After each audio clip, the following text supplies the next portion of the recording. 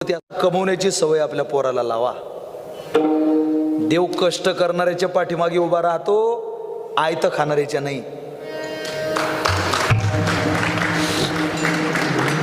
अरे तुला काहीच करायची गरज नाही, 7 पिढ्या पुरल एवढं आहे आपल्याकडं, असं म्हणणाऱ्यांची पोरं रेल्वे स्टेशनवर भीक मागताय आज.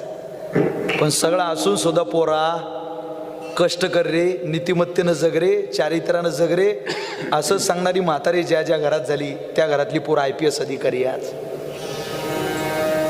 कष्ट करण्याच्या पाठीमागे, नीतिमत्तेनं जगवण्याच्या पाठीमागे भला मोठा हात आहे महाराज कुटुंब प्रमुखाचा. आपण सांगितलं पाहिजे. 30 वर्षाचं वय झालं, 30, बापाच्याच पैशाचा झेंडा घ्यायचा, बापाच्याच पैशाचं 200 रुपयाचं पेट्रोल घ्यायचं, ते गाडीत टाकायचं, झेंडा बुलेटला बांधायचा आणि गावभर ती बुलेट फिरवायची. माझ्या विचाराला न पटणारी शिवाजी महाराज